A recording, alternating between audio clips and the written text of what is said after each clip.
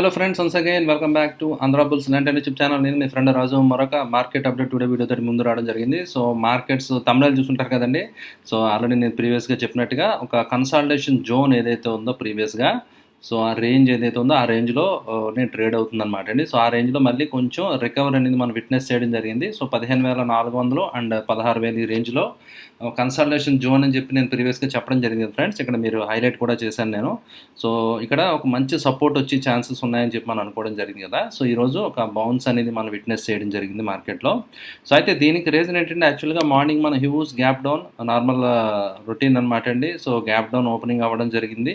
Okay, so gap down open అయిన తర్వాత నుంచి సో మళ్ళీ కొంచెం రికవరీ అనేది మార్కెట్లో రావడం జరిగిందనమాట అండి. సో మీరు చూస్తే కనుక సో ఆల్మోస్ట్ ప్రీవియస్గా క్లోజింగ్ 15,900 దగ్గర అనమాట అండి. సో 15,900 అండ్ 15,700 అంటే చాలా హ్యూజ్ గ్యాప్ డౌన్ ఓపెనింగ్ రావడం జరిగిందనమాట అండి మన మార్కెట్లో చూస్తే కనుక.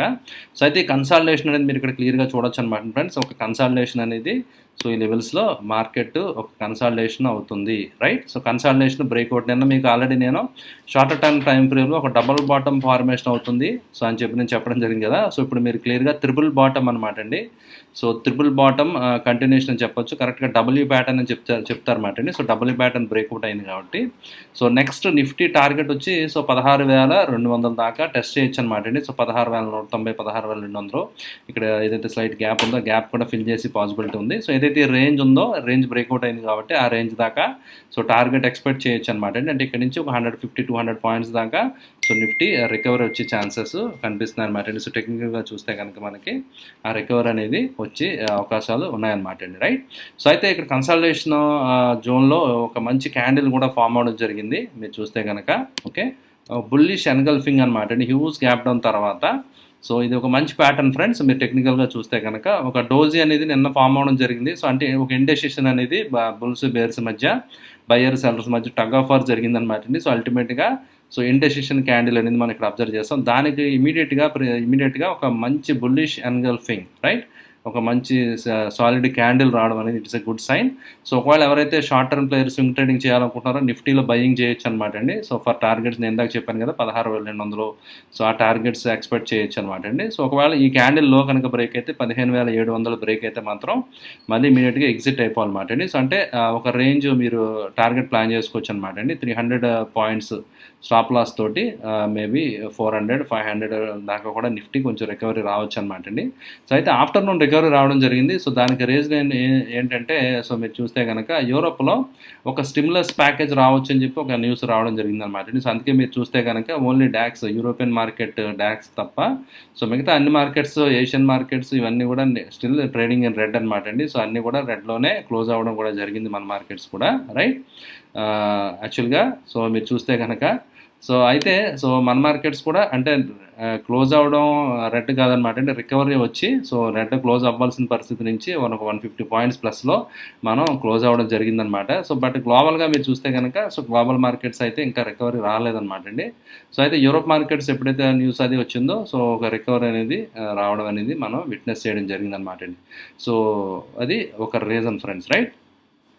సో ఆ స్టిమ్యులస్ అది ఎలా ఉంటుంది ఏంటి అనేది చూడాలి. Plus coming to only with in India, మన ఇండియన్ పరంగా చూసుకుంటే ఓన్లీ మైక్రో లెవెల్ ఎకనామిక్స్ మన చూసుకుంటే కనుక సో బీజేపీకి ఎగ్జిట్ పోల్స్ ఫేవరబుల్గా రావడం జరిగింది. సో బీజేపీకి ఎగ్జిట్ పోల్స్ ఫేవరబుల్గా రావడం అనేది జరిగిందనమాట అండి. సో మేబీ అది కూడా వన్ ఆఫ్ ది కంట్రిబ్యూషన్ అయ్యి ఉండొచ్చు సో నిఫ్టీలో రికవరీకి, సో కొంచెం మార్కెట్లో సెంటిమెంట్ చేంజ్ అవ్వడానికి. సో అది కూడా ఒక రీజన్ అనమాట అండి. ఓకే, సో ఈ విధంగా ఈ 2-3 రీజన్స్ వల్ల సో మార్కెట్లో మంచి డీసెంట్ రికవరీ అనేది మనం చూడడం జరిగింది ఫ్రెండ్స్, రైట్. ఓకే, సో గ్లోబల్గా మనం ఇండిసెస్ చూసాం కదా. ఇప్పుడు సెక్టర్స్ గురించి కూడా ఒకసారి చూసేద్దాం అనమాట అండి. సో సెక్టర్స్ చూసేస్తే కనుక మీకు ఒక ఐడియా వస్తుంది కదా. సెక్టర్ రొటేషన్ ఈరోజు ఇంత రికవరీకి రావడానికి కంట్రిబ్యూషన్ చేసిన సెక్టర్ ఏంటో మనం చూద్దాం. సో అది రియాలిటీ అనమాట అండి. యాక్చువల్గా మీరు చూడొచ్చు ఇది వర్స్ట్ పర్ఫార్మింగ్ కదా సెక్టర్. గత వారం రోజుల్లో మీరు చూస్తే కనుక బాగా హ్యూజ్ గ్యాప్ డౌన్స్ తోటి పడిపోయిన సెక్టర్ రియాలిటీ బాగా రికవరీ వచ్చింది. మోర్ ఓవర్ ఏంటంటే మార్కెట్లో మార్నింగ్ నుంచి కూడా సో సెంటిమెంట్ వీక్గా ఉన్న ఓవరాల్ మిగతా అన్ని సెక్టర్స్లో ఐటీ మాత్రం చాలా చాలా బాగా హోల్డ్ అవుతుంది అనమాట అండి. సో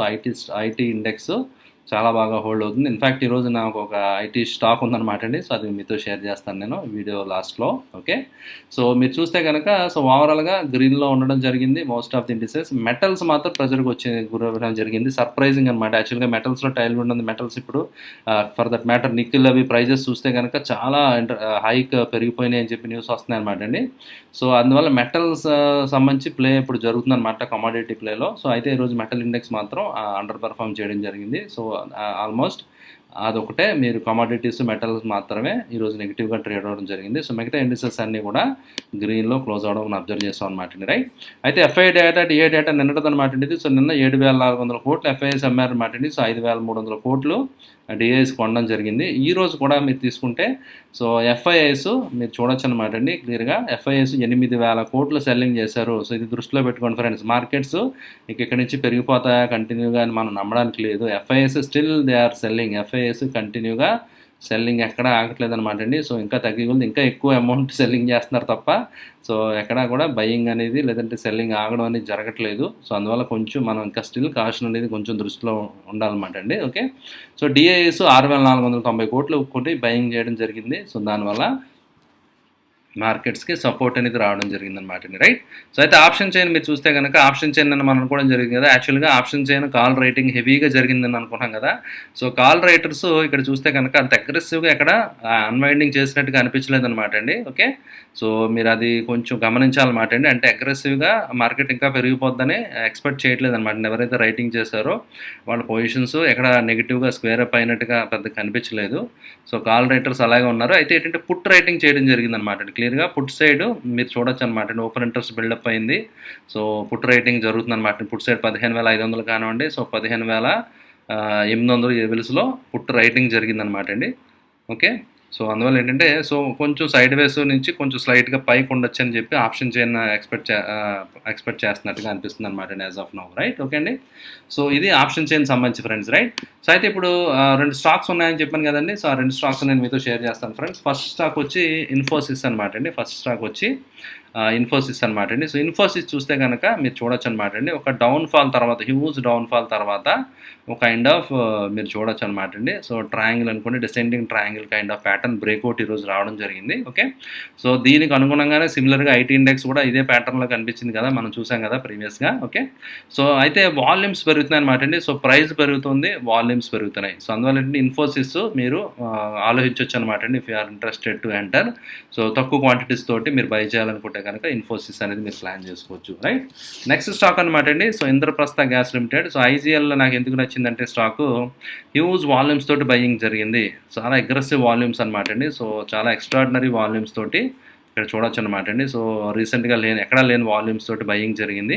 అండ్ మోర్ ఓవర్ మీరు చూస్తే కనుక టెక్నికల్‌గా ఆర్ఎస్ఐ డైవర్జెన్స్ కనిపించిందనమాట అండి. సో, మీరు స్టాక్ ప్రైస్ చూస్తే కనుక లోయర్‌లో ఫామ్ అవుతుంది. బట్ ఆర్ఎస్ఐ హయ్యర్‌లో ఫామ్ అయిందనమాట అండి. So, which is a good sign.